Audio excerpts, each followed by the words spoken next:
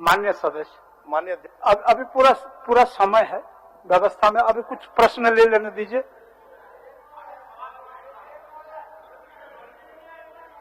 बिरिंची जी पूरा समय अभी बचा हुआ है, अभी आएगा ना, सूचना आएगा, कोई दिक्कत नहीं है। माननीय सदस्य सरजू राय जी, इनका बहुत स्थगित प्रश्न है, लेंगे आपका सूचना लेंगे। नवीन जी लेंगे। सरजू राय जी,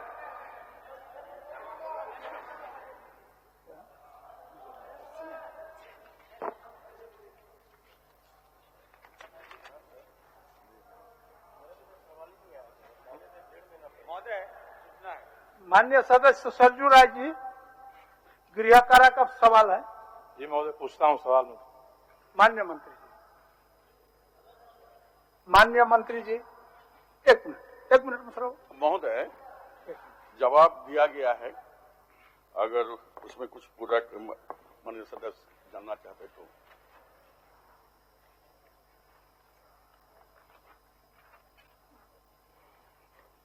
महोदय, मेरे प्रश्न में जो गंभीर विषय उठाया गया है उसकी जांच राज्य सरकार में मेरे पत्र के आधार पर हुई है।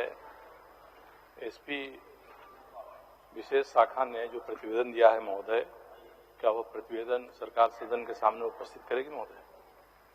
माननीय मंत्री जी।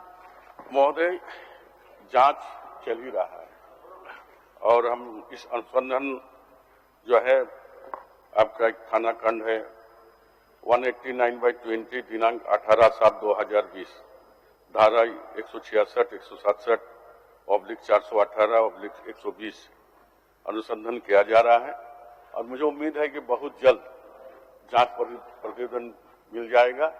दोषी जो भी होंगे उस पर कार्रवाई की जाएगी, इतना आश्वस्त करके जाती है। महोदय, जिस मुकदमा का जिक्र है महोदय, वह सीआईडी विभाग से संबंधित है और अभी एक कनीय अधिकारी पर किया गया, सब इंस्पेक्टर रैंक अफसर पर किया गया। ये अनुसंधान के अंतर्गत है, अनुसंधान का रिपोर्ट। दो विभागों के बारे में प्रश्न हमारा है महोदय। एक तो सीआईडी में सरकार ने बता दिया कि हमने एक मुकदमा किया है, गड़बड़ी मिली है, किया है, और मुकदमा कनीय अधिकारी पर हुआ है, बड़ी अधिकारी पर क्यों नहीं हुआ है। दूसरा महोदय, जब सरकार ये स्वीकार कर रही है कि 2 भवन निर्माण विभाग के सचिव से विशेष शाखा ने मांगा था महोदय, तो विशेष शाखा ने किस उद्देश्य से मांगा था? विशेष शाखा को अधिकार है कि नहीं जो वैधानिक प्रक्रिया है कोई भी भवन लेने का, कार्यालय खोलने के लिए, वह पूरा किया गया कि नहीं। और सरकार स्वीकार कर रही है महोदय कि 2 भवन में से एक में विशेष शाखा का कार्यालय चल रहा था, दूसरे में एक निजी व्यक्ति आवासित थे जिनको कुछ सरकारी सुविधाएं भी थी। तो वह निजी व्यक्ति कौन थे, किसके आदेश पर सरकार ने आदेश दिया था अलग से विशेष शाखा का कार्यालय खोलने के लिए कि नहीं दिया था महोदय? तो ये कैसे खुला कार्यालय, वह व्यक्ति कौन थे, उनको क्या क्या सुविधाएं थी, अगर उनको अंगरक्षक मिले थे, उनको सरकारी वाहन मिला था, तो उस वाहन का डिटेल सरकार को देना चाहिए। और वह जो भवन लिया गया कार्यालय के लिए विशेष शाखा के, उसमें वो व्यक्ति आवासित कैसे थे? माननीय मंत्री जी, बात सही है कि विभाग के द्वारा 2 ऑफिस मांगा गया था, जिसमें एक सरकारी कार्य थे जो बोल रहे थे अभी माननीय सदस्य, दूसरा काम कर रहे थे। और ये घटना 2015-2019 की, और इस पर हम लोग जो जांच करा रहे हैं, नाम भी निकल कर आएगा और कैसे उसका सुविधा प्राप्त होता था, किनके आदेश से होता है, किनने दिया था, ये सारी बातों को बहुत जल्द उजागर हम लोग करेंगे, इस बात को हम विश्वास दिलाते हैं। मान्य सदस्य हो गए। महोदय, मेरा पूछना महोदय प्रश्न एक यही है कि मुझे जानकारी हो कौन व्यक्ति थे। पूरा पुलिस महकमा जानता था कि बैजनाथ प्रसाद नाम के व्यक्ति थे जो खूंटी चाइल्ड वेलफेयर कमेटी में भी काम करते थे और सरकार की तरफ से नहीं बल्कि स्पेशल डिवीजन, स्पेशल ब्रांच जो है, स्पेशल ब्रांच में ने उन्हें एक गाड़ी दिया था महोदय, उन्हें अंगरक्षक दिए गए थे, ड्राइवर दिया गया था महोदय। 3 डीएसपी दीपक शर्मा, अनिल कुमार सिंह, के साहू वहां पदस्थापित थे। एसपी ने जांच किया, एसपी विशेष शाखा ने, तीनों के बयान महोदय दर्ज है। इसका मतलब है कि माननीय मंत्री जी को विभाग के लोगों ने सही उत्तर दिया नहीं है, बताया नहीं है महोदय। तो ऐसे आधारभूत उत्तर पर सदन को अगर माननीय मंत्री जी आश्वस्त करेंगे, तो मैं ही जानना चाहूंगा कि पुलिस विभाग के अंतर्गत जांच से तो संभव नहीं होगा महोदय। ये जांच सदन की समिति से कराएंगे या एसीबी से कराएंगे, किससे कराएंगे? ये पुलिस के बाहर से होगा तभी होगा, नहीं तो अब तक तो जांच हो गई होती महोदय। जांच जो हुई वो जांच को दबा कर रख दिया गया। माननीय मंत्री जी। महोदय, जिस बात को माननीय सदस्य बोल रहे थे, इस बात को मैं भी मान रहा हूं, लेकिन हमने कहा कि हम अनुसंधान करा रहे हैं। अगर 2 महीने के अंदर इसका फलाफल नहीं आता नतीजा, तो फिर हम देखेंगे जो किस एजेंसी से किया जा सकता है। महोदय, मैं मंत्री जी के उत्तर पर मैं भरोसा कर रहा हूं महोदय, मगर केवल इतना ही कहूंगा महोदय कि यह इस राज्य के लिए शर्म की बात है, पुलिस महकमा के लिए शर्म की बात है। अगर पुलिस महकमा अपने भीतर अवैध गतिविधि चलाएगी, अवैध रूप से लिए गए भवन में गतिविधि चलेगी, एक निजी व्यक्ति को विशेष शाखा का कार्यालय सौंप दिया जाएगा महोदय, तो अगर पुलिस चाहेगी कि हम इसको दबा दें और दबाने से पुलिस की प्रतिष्ठा रह जाएगी महोदय, तो होगा नहीं। ये पूरे राज्य की प्रतिष्ठा, शासन प्रशासन की प्रतिष्ठा का सवाल है। इसलिए माननीय मंत्री जी 2 महीना के भीतर जांच कराकर प्रतिवेदन सदन को भी उपलब्ध कराएं। ठीक। माननीय विनोद कुमार सिंह जी। अध्यक्ष महोदय, एक मिनट विनोद जी। बिरिंची जी, आपका क्या सूचना था? उसके बाद आपको दे रहे। माननीय अध्यक्ष महोदय, हमारे 2 सवाल थे महोदय, और वो दोनों सवाल आए नहीं महोदय। लॉटरी में नहीं आया, कोई दिक्कत नहीं महोदय, रिजेक्ट भी नहीं हुआ महोदय। एक था गृह विभाग से रिलेटेड, एक नियोजन से रिलेटेड था, दोनों में कोई नहीं आया महोदय। अच्छा, हम दिखवा लेते हैं, आप हमको लिख के दे दीजिए। जरूर जरूर। मतलब बाबू, आपका ये लॉबी में बैठे हुए महोदय, वहाँ धरना पे किसी को बोल के बुला लिया जाए। क्या बैठे हुए हैं? माननीय लॉबी है। अच्छा। माननीय संसदीय कार्य मंत्री जी, बाहर में माननीय सदस्य लोबिन हेम्ब्रम जी धरना पर बैठे हुए हैं। आप और बिरिंची नारायण जी जाकर के उनको ले आए। विनोद कुमार सिंह जी, आपको जवाब देना है। माननीय संसदीय कार्य मंत्री, संसदीय कार्य मंत्री जी, आपको जवाब देना है। सर, आपको जवाब देना है, आप ही का है ना? तो बादल जी, आप जाएं संसदीय कार्य मंत्री के बदले। अध्यक्ष महोदय, एक ऐसे समय में जब सरकारें खुद कह रही हैं कि भाई हम नौकरियां नहीं देंगे, हम लोन देंगे, लोगों को सबल बनाएंगे, गोल्ड ऋण, बेरोजगार ऋण, एजुकेशन ऋण की बात हो रही है, और तब झारखंड की स्थिति सबसे खराब है। पिछले दिनों सरकार ने ही जवाब जो दिया है कि रिजर्व बैंक का ये आदेश था कि ग्रामीण और अर्ध शहरी बैंक शाखाओं के लिए जो सीडी रेशियो है, ऋण का अनुपात है, वो 60% कम से कम होना चाहिए। और सरकार जो बता रही है कि जो झारखंड का लीडिंग बैंक है, बैंक ऑफ इंडिया, उसका मात्र है 24.24%। कोऑपरेटिव बैंक है, जो लोगों के लिए और सहयोग के लिए जाने जाते हैं, उनका महज जो है 16.69% है। और अन्य सार्वजनिक क्षेत्र के बैंक हैं, वो जो ऋण दे रहे हैं, जो उनके पास जमा राशि है, उसमें महज जो है 33.38% है। अध्यक्ष महोदय, जो गाइडलाइंस है रिजर्व बैंक का, उसमें झारखंड में एकमात्र जो है पूर्वी सिंहभूम जिला है, उसमें सिर्फ जो है 69% जो है वो सीडी रेशियो है। बाकी कोई भी जिले उस रेशियो को नहीं कर पा रहे हैं। अध्यक्ष महोदय, बैंकों में पैसा आम आदमी का जमा है, छोटे मोटे नौकरी करने वाले, पेशा करने वाले, और सबसे ज्यादा आम नागरिकों को होते हैं। बैंकों का पैसा माल्या को, मोदी को, बड़े बड़े उद्योगपतियों को तो जा रहे हैं, उड़ा रहे हैं, लेकिन आम आदमी को एक एजुकेशन लोन के लिए भी चप्पल घिस जा रही है। अध्यक्ष महोदय, तो हमारा स्पष्ट ये कहना है कि सरकार जो झारखंड में इतना ऋण रेशियो कम है, सीडी रेशियो है, तो इसको बेहतर करने के लिए क्या विशेष उपाय कर रही है? माननीय मंत्री जी।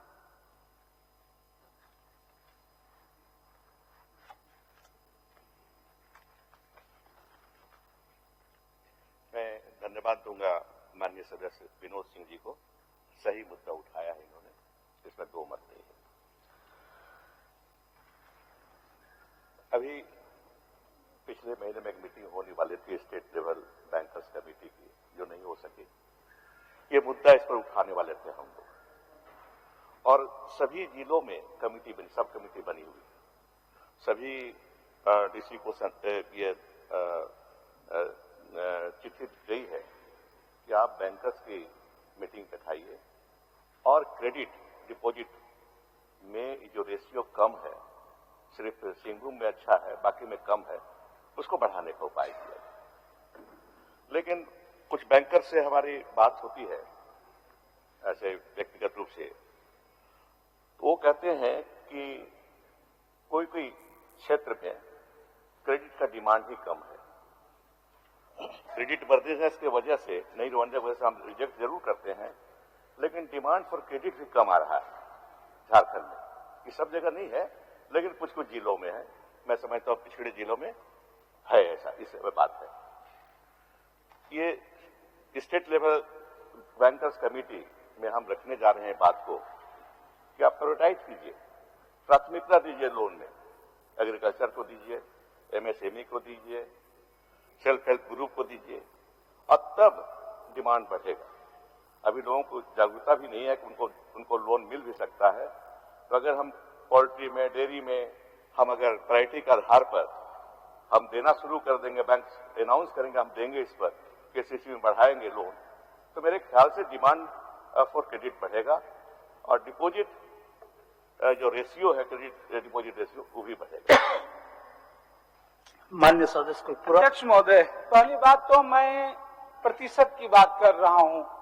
हो सकता है यहाँ डिपॉजिट कम हो, क्रेडिट कम हो, बात है तो उसकी टोटल मात्रा कम होगी, लेकिन प्रतिशत की बात है। जितने डिपॉजिट है उसका प्रतिशत तो आप क्रेडिट में आप देंगे। मैं यहाँ प्रतिशत की बात, और सुप्रीम कोर्ट ने कहा है, वो राशि की बात नहीं है कि उन राज्यों में आम लोगों का जितना पैसा डिपॉजिट है, जो बैंकों की डिपॉजिट है, उसमें कम से कम 60% होनी चाहिए। वो राशि कम हो सकती है मात्रा में, लेकिन यहाँ वो प्रतिशत ही मेंटेन नहीं हो रहा है, कम ज्यादा। बल्कि हो क्या रहा है, बैंकों का यहाँ का पैसा मंत्री जी को ज्यादा पता, निकलेंगे तो दूसरे राज्यों में जा रहा है, राज्य से बाहर जा रहा है। सार्वजनिक क्षेत्र के बैंक है, यहाँ डिपॉजिट हो रहे हैं और बाहर निकल रहे हैं। सरकार जिन उपायों की बात कर रही है तो वो कोई नई बात नहीं कर रही है। वो त्रैमासिक बैठक तो बैंकर्स समिति की जिला में होती है, और वो होने के बावजूद भी स्थिति और बद से बदतर हुई है। बल्कि अब तो ये हो गई है, पहले कुछ कुछ जिलों में तो जनप्रतिनिधियों को भी बुलाया जाता था वो बैठकों में, अब तो वह भी जो है बुलाया नहीं जाता है। उपायुक्त और बैंकर्स जो है वो कर लेते हैं बैठक। तो हमारा कहना है, इस विशेष स्थिति को देखते हुए, और खास करके बैंक तो ये बताते नहीं है लोगों को, और जनप्रतिनिधियों को तो बिल्कुल नहीं, किन वजहों से रिजेक्ट हो गया, बाकी ये चीजों के ऊपर भेज दिए गए।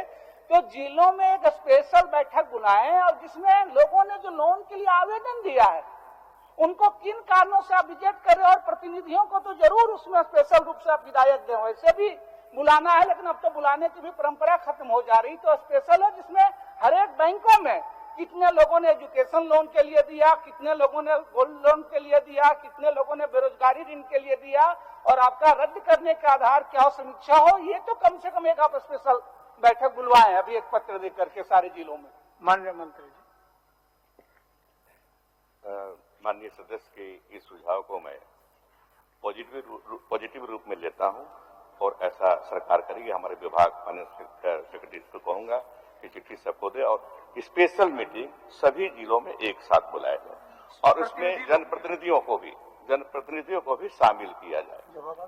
एक चीज हम यहाँ बताना चाहेंगे माननीय सदस्य को कि देखिए, जो डिपॉजिट जो होता है वो 100% लोन में नहीं जाता। उसमें CRR कैश रिजर्व रेशियो 3% के लगभग, और SLR जिसको बोलते हैं करीब 18% तक जाता है। उससे बचा जो 80% बैंक का, मैं यहाँ के बैंक का नहीं कर रहा हूँ, टोटल बैंक का, बैंकिंग सिस्टम का बोल रहा हूँ, 80% को ही हम वो बैंक लोन देते हैं। तो इस वजह से भी कम होता है, लेकिन कम है इसमें दो मत तो है नहीं, कम है क्रेडिट CD रेशियो यहाँ झारखंड में, दो मत नहीं है। इसमें हम सुधार लाएंगे, इतना ही कहेंगे। जी अध्यक्ष महोदय, हम उम्मीद करेंगे सरकार इस पर गंभीर होकर के बैंकों में दबाव मिलेगी ताकि आम लोगों की परेशानियां कम हो। क्या सूचना है आपका?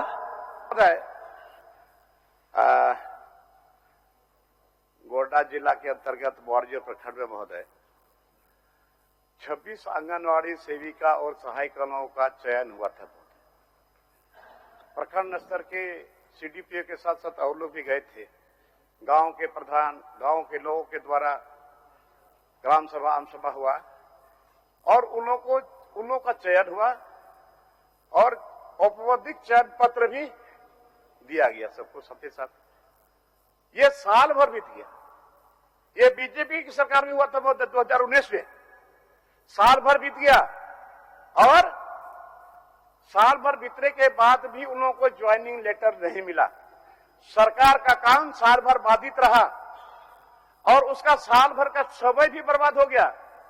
महोदय, जब हम लोग की सरकार बनी, माननीय हेमंत सोरेन की सरकार बनी, वो लोगों को बहुत आशा विश्वास के साथ लोग मेरे पास आए, लोग बोले कि सर ऐसी ऐसी बात है सर, अभी तक हम लोग को स्वीकृति लेटर नहीं मिला सर। माननीय मंत्री जी, इसको संज्ञान में ले लें, इसको संज्ञान। महोदय, ये कोई छोटी बड़ी बात नहीं है, छोटी बात नहीं है, ये सरकार का काम है। लॉबी ढेवरा अपने पेट के लिए भी धरना पर बैठा। महोदय, इसके बाद हमने डीसी को कहा, डीडीसी को कहा, डीडीसी सीधे स्पष्ट बोल दिया कि ये रूल्स का फॉलो नहीं हुआ।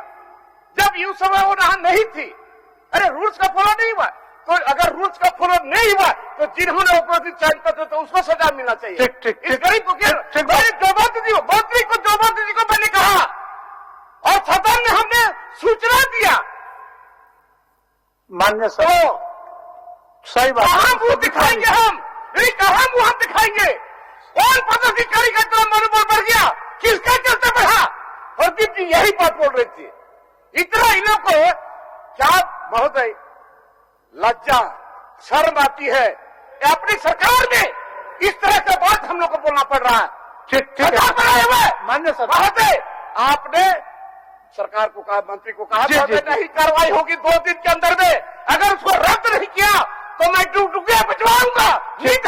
मान्य सर, मान्य मंत्री जी, इसको प्राथमिकता के आधार पर ले लीजिए। ठीक, मान्य सदस्य, फिर सरजू राय जी का एक सवाल है।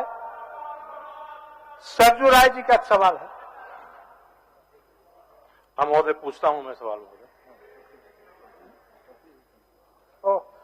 एक मिनट सरजू बाबू, एक मिनट। आपसे पहले कुशवाहा शशि भूषण मेहता जी का एक सवाल है। मैं माननीय सदस्य के बातों के भावना में थोड़ा सा चले गए। शशि भूषण जी। हाँ महोदय, मेरा सवाल झारखंड में रह रहे अति दलित समाज के लोगों से है, के संबंध में है। आज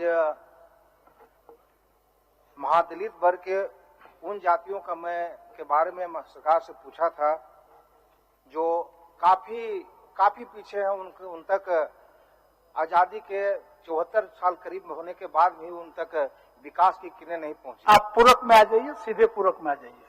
ये सवाल पहले कार्मिक विभाग को गया था और हाँ, फिर कार्मिक ये मेरा सवाल यही है कि अनुसूचित जनजाति को रेफर कर दिए हैं, हाँ, इसलिए अनुसूचित जनजाति आपको उत्तर देंगे। आप पूरक पर आइए। मेरा सवाल यही है कि सरकार द्वारा विभिन्न योजनाएं चलाई जा रही हैं जिसका स्वीकारात्मक उत्तर दिया गया है। उसमें भूया, मुसहर, रजवाड़, तुरी, घासी, नट, स्वासी, दबगर, धोबी आदि जातियों के बारे में इनके आर्थिक रूप से, सामाजिक रूप से, शैक्षणिक रूप से और राजनीतिक रूप से इनको अपलिफ्ट करने के लिए इनके लिए जरूरी इस बात की है कि इन्हें बिहार के तर्ज पर झारखंड में भी महादलित आयोग का गठन हो और इनको महादलित वर्ग में सम्मिलित किया जाए, जिससे कि इनको समय समय पर अपलिफ्ट करने के लिए, समाज की मुख्यधारा में लाने के लिए सरकार इसको प्रयास करे। और जो योजनाओं का जिक्र किया गया है 10-12 योजनाओं का, और इसके अलावा और विद्यालय की बात कही गई है कि 23 अनुसूचित जाति आवासीय विद्यालय चल रही है। सारे पूरक एक बार पूछ लेंगे माननीय। इससे बहुत ज्यादा कोई फर्क इनके जीवन स्तर में नहीं पड़ा है महोदय। इसलिए हम आग्रह करना चाहते हैं सरकार से, मांग करना चाहते हैं सरकार से कि इनके उत्थान के लिए ये महादलित आयोग और महादलित की श्रेणी में इन जातियों को रखा जाए, जिससे इनका विकास हो सके। माननीय मंत्री जी, जवाब आया उससे मैं संतुष्ट नहीं हूँ महोदय। ठीक, माननीय मंत्री जी। महोदय, माननीय सदस्यों को उत्तर स्पष्ट दिया गया है। जो वर्तमान जो भी सुविधा उत्थान करने के लिए, और जहाँ तक खंड 1 में मिर्गा जाति अनुसूचित जाति के सूची में भी शामिल नहीं है, और दूसरा खंड में स्पष्ट रूप से दिया गया है उत्तर कि समाज को उत्थान करने के लिए, दलित को उत्थान करने के लिए ये सारी व्यवस्था की गई है और 23 अनुसूचित जाति आवासीय विद्यालय भी संचालित की जा रही है ताकि शिक्षा से भी हो, शिक्षा भी बढ़े, आगे बढ़े। और जहाँ तक माननीय सदस्य का भावना है, जो भी उनका मांग है उसका ऊपर हम लोग विचार करेंगे कि आज इस योजना के देने के बावजूद भी विकास हुआ नहीं विकास हुआ, और सब समीक्षा करने के बाद ही और कुछ कदम उठाया जाएगा। महोदय, माननीय सदस्य महोदय, मेरा जो सवाल था वो स्पष्ट हम नहीं समझ पाए, इसलिए मैं फिर से मंत्री जी से आग्रह करना चाहता हूं कि जो अभी तक आजादी के बाद से इन विशेषकर इन जातियों के लिए जो किया गया उससे एक समीक्षा करने की आवश्यकता है। सरकार समीक्षा करा के देख ले, ये जहां थे उससे एक कदम भी आगे इनके सामाजिक स्तर, शैक्षणिक स्तर नहीं बढ़ा है। इसलिए मेरा आग्रह कि विशेष इनको संरक्षण की आवश्यकता है और संरक्षण देने के लिए तभी हो सकता है जब इनके लिए एक अलग से बिहार के तर्ज पर इनको महादलित श्रेणी में रखा जाए और श्रेणी में रख करके इनको उत्थान किया जा सकता है और महादलित आयोग बनाने के बाद ही इनको समीक्षा किया जा सकता है, इन पर विशेष नजर रखी जा सकती है। और जिन विद्यालयों की बात कही गई, आवासीय विद्यालय, उसमें एक भी बच्चे इनके नहीं पढ़ते हैं महोदय, कहीं भी नहीं पढ़ते हैं। खासकर मैं पलामू के परिप्रेक्ष्य में बोलना चाहता हूँ, वहाँ तो कुछ 0% है। 0 का मतलब माननीय सदस्य, माननीय सदस्य, सरकार को मंत्री जी को चाहिए अभी कि ये घोषणा करे कि हम महादलित आयोग बनाएंगे और महादलित श्रेणी में इनको रखें। माननीय मंत्री जी, माननीय मंत्री जी, महोदय, बड़ा स्पष्ट हमने कहा दिया है कि सरकार गंभीर है और हेमंत सरकार बड़ा गंभीर है। जो बिना समीक्षा करके तो नहीं कदम बढ़ाएंगे। इसका यदि माननीय सदस्य का उसी तरह का है शिकायत कि आवासीय विद्यालय में कमी है, तो निश्चित रूप से समीक्षा करने के बाद आज जो भी सुविधा दिया जा रहा है उस दलित तक पहुंच रहा है नहीं, पूरा समीक्षा करने के बाद ही नया कुछ कदम उठाया जाएगा ताकि जो मंशा है उत्थान करने के वो पूरा हो गया माननीय सदस्य। मैं चाहता था कि समीक्षा के उपरांत आपके सुझाव को बिहार के मानने लायक होगा तो बिहार के तर्ज पर महोदय महादलित हो गया। माननीय सदस्य, माननीय सदस्य सरजू राय जी,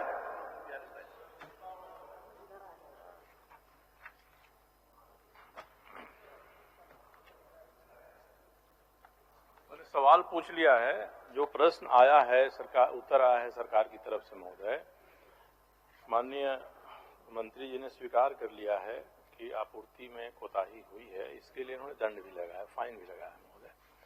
मेरा महोदय ये कहना है कि कोई भी व्यवसायी 14.5% वैट या टैक्स दे देगा और 85% जो है माल की अगर आपूर्ति ही नहीं करेगा और हम खोजते रहेंगे कि उस पर हम फाइन लगा दें महोदय, तो ये पर्याप्त नहीं है महोदय।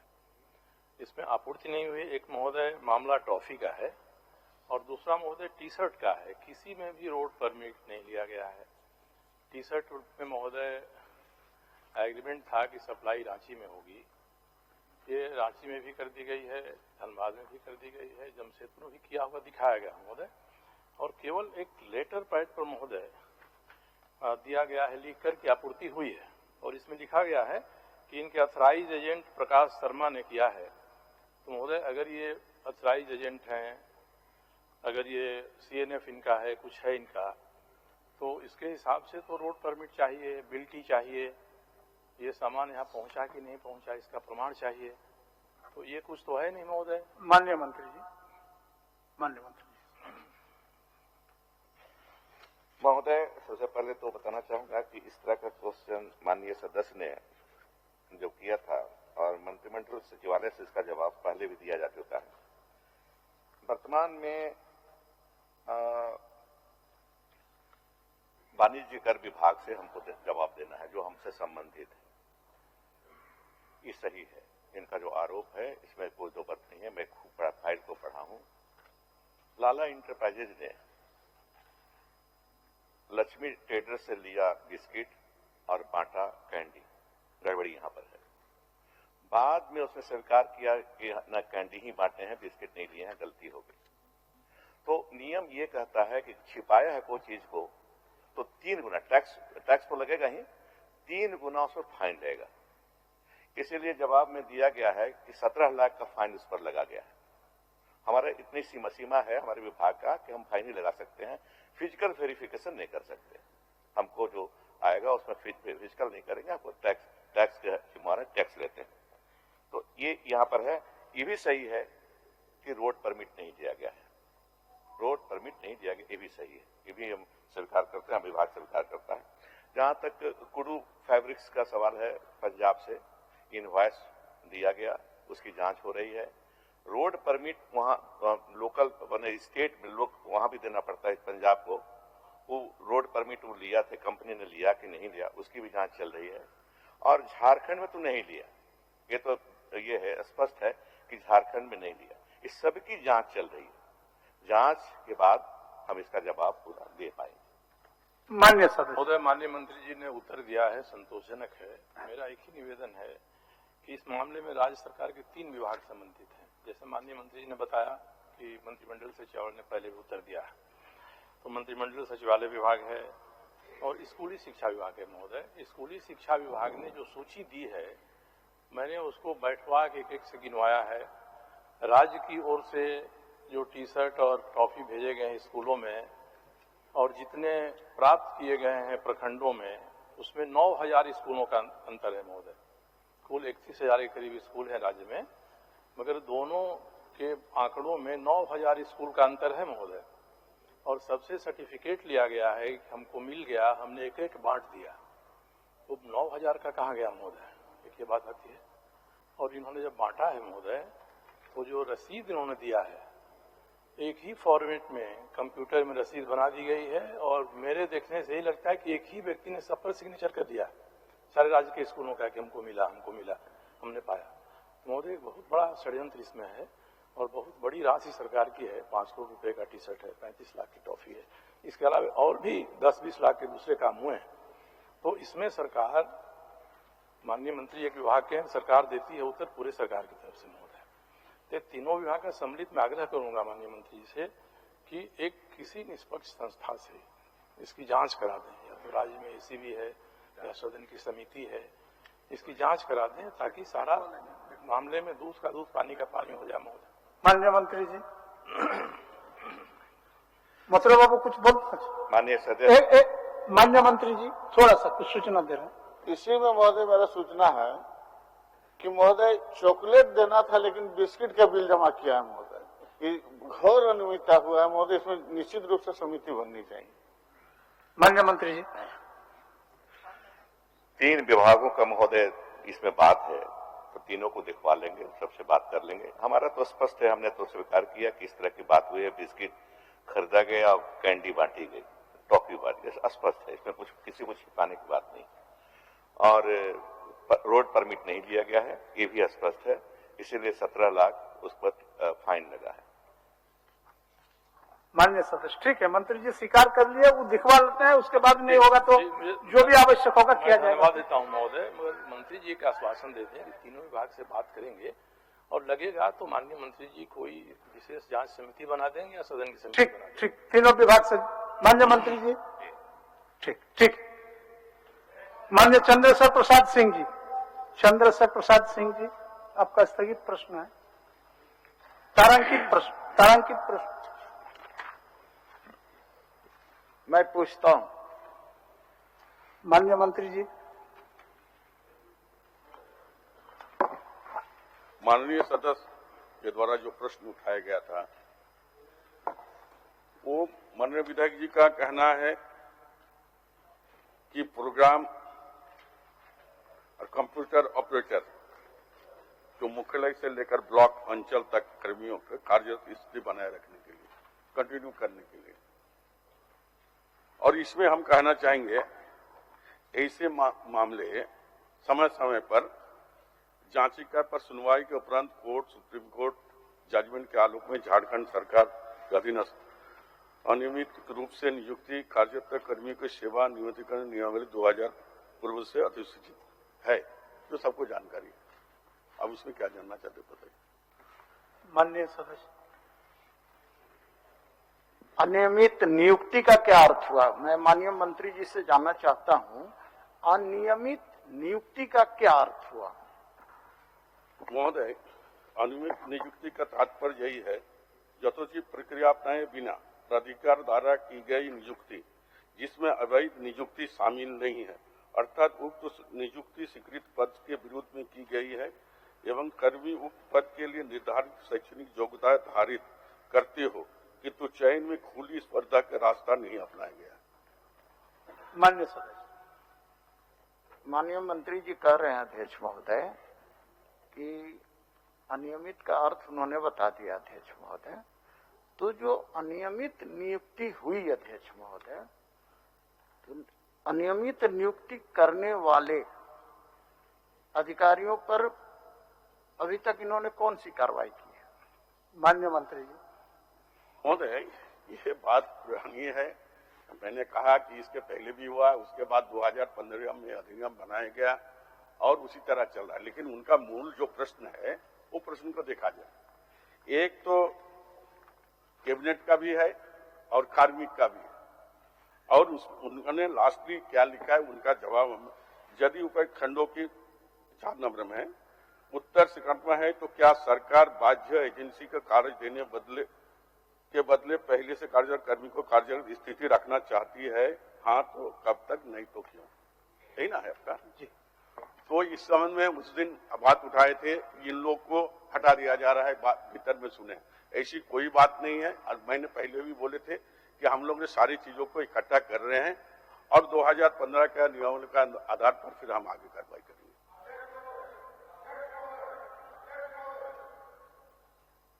माननीय प्रदीप जी,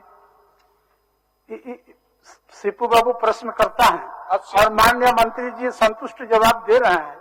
सीपी बाबू भी मान रहा है कि इस बीच कुछ बोलना चाहते हैं? नहीं, सीपी बाबू मान रहे, मैंने भी उस दिन इस प्रश्न पर अपनी बात कहने का प्रयास किया था। बोलिए। और देखिए, इस प्रश्न का उचित इतना ही है अध्यक्ष महोदय कि जो पहले से कार्यरत कंप्यूटर ऑपरेटर है वह कंप्यूटर ऑपरेटर काम करते रहे, जिस मानदेय और जिस वेतनमान पर कर रहे उस मानदेय पर करते रहे। लेकिन अभी सभी कंप्यूटर ऑपरेटरों को नोटिस दिया गया है कि भाई आपकी जरूरत नहीं है, आप बाय एजेंसी से इन कामों को लेंगे। सच ये है अध्यक्ष महोदय, और इसके उदाहरण आपके प्रत्येक जिले में है। और यह गोड्डा में तो कई कंप्यूटर ऑपरेटर को हटाया भी गया। इसलिए हमने उस दिन भी इस सवाल को सामने लाया था कि भाई सुप्रीम कोर्ट का जब स्पष्ट निर्देश है कि जो लोग आप टेम्पोररी बेस पर काम करें उसे टेम्पोररी के आधार पर नहीं हटा सकते। अगर परमानेंट आपकी कोई बहाली करते तो टेम्पोररी का हटाइए, फिर उनको प्रायोरिटी दीजिए। तो अभी जो सरकार से मेरा सीधा सवाल है, क्या सरकार इस बात की गारंटी देती है कि जो लोग पहले से कंप्यूटर ऑपरेटर के रूप में ब्लॉक से लेकर जिला से लेकर सचिवालय तक पहले से काम कर रहे हैं, उनको जब तक अस्थायीकरण नहीं होगा तब तक नहीं हटाया जाएगा और अस्थायीकरण के समय भी उनको प्रायोरिटी दिया जाएगा? ठीक ठीक। माननीय सीपी बाबू, सीपी बाबू बताओ। सीपी बाबू आप पूछ लें। नहीं अध्यक्ष महोदय, मैंने यही ना आपका भी, मेरा भी मूल यही है कि जो कार्यरत हैं उन्हें यथा स्थिति बनाई रखी जाए। जब आप परमानेंट वैकेंसी निकालेंगे अध्यक्ष महोदय, जब परमानेंट वैकेंसी निकालेंगे तो पहले से कार्यरत जो भी कंप्यूटर ऑपरेटर प्रोग्रामर हैं उनको प्राथमिकता देते हुए नियुक्ति करेंगे। लेकिन ये जो सुप्रीम कोर्ट और हाई कोर्ट का इन्होंने जो वक्तव्य दिया अध्यक्ष महोदय, उसमें वो कहीं नहीं कहा है कि आप एक को हटा करके टेम्पररी को हटा के और बाह्य स्रोत से आप लीजिए। तो आप बाह्य स्रोत से क्यों लेना चाहते हैं? मान्य ये देखिए, ये जो बाह्य स्रोत से बोलते हैं आउटसोर्सिंग के बारे में, सरकार को जानकारी नहीं है। अब कहां से कैसे बात निकला, कौन ये दिया है, उसको भी हम दिखवा रहे हैं। और हम नहीं, ऐसा कोई नहीं, ऐसा कुछ नहीं, ऐसा कोई निर्देश नहीं किया है। और हम लोग ने पहले भी कहा कि हम लोग चाहते हैं कि जो लोग पहले से काम को भी दुख है, झारखंड के लोग हैं, सारे बच्चे हैं, काम कर रहे हैं। मान्य सदस्य बैठिए, बैठिए सुन लीजिए, उसके बाद तो सारे चीजों को हम लोग समझ करके बहुत जल्द इन लोग को नहीं हटाया जा रहा है और ना आउटसोर्स से किसी को लिया जा रहा है। और योग्यता का आधार पर ही किसी को एडवांटेज जब निकलेगा, योग्यता का आधार पर ही लिया जाएगा, जो नियम कहता है, और हम करेंगे। नहीं, मैं माननीय मंत्री माननीय सदस्य, नाम बता रहा हूं कि परसों ही 3 दिन पहले ही अध्यक्ष महोदय, यहीं आपके दूर नहीं जाना है, जल संसाधन विभाग सचिवालय, वहां से एक जो कंप्यूटर ऑपरेटर था उसको सीधे पत्र दिया गया कि भाई अब तुम्हारी काम की जरूरत नहीं है, इसलिए तुम्हें इतना ही कह के कोई कारण नहीं दिया, इसलिए तुम्हें काम से बाहर निकाला जाता है। तो केवल जो मंत्री जी की बात है वो तो स्पष्ट आ रहे हैं, तो मंत्री जी केवल इतना आश्वस्त कर दे कि जो लोग पहले से कार्यरत है वो सारे काम करेंगे, जिनको हटाया गया है अगर सरकार की जानकारी में नहीं है तो उन्हें फिर काम पर वापस बुलाया जाएगा। बस इतना ही तो उत्तर है। हमने कहा कि इसका जो जैसे बोल रहे हैं प्रदीप जी, अगर वो दे दे हमको, आज ही दे देंगे, ठीक सीपी बाबू हो गया। अब आगे बढ़ने आवाज में बोले तो कुछ नहीं हुआ, हो गया। नहीं, आप हमको दिखाइए ना, तो फिर हम देखेंगे, संबंधित विभाग को लिखेंगे। को आश्वासन दे रहे हैं ना कि कोई भी बाह्य स्रोत से नहीं लिया जाएगा, जो पहले से कार्यरत हैं वो यथास्थिति रहेंगे, काम करते रहेंगे, बस इतना ही। बस महोदय, मैंने पहले कहा स्पष्ट है, नहीं मान लिया गया ना, किसी को नहीं हटा रहे। चलिए ठीक। माननीय सदस्य ढूंढो माथुर जी, देखिए सीपी बाबू मान लिए, कितना सुंदर जवाब हो रहा है। अब बढ़ने दीजिए, भानु जी बढ़ने दीजिए हमको। नवीन बाबू हम लेंगे ना, समय पर लेंगे आप लोगों का सूचना, समय पर आप लोगों का सूचना लेंगे। हमको थोड़ा सा आगे बढ़ने दीजिए, थोड़ा सा आगे बढ़ने दीजिए। धुलू जी थोड़ा सा आगे बढ़ने दीजिए। माननीय सदस्य धुलू बाबू धुलू जी आप लोग कुछ महोदय, ठीक है भानु जी थोड़ा आगे बढ़ने दीजिए, धुलू जी पूछिए। अध्यक्ष महोदय,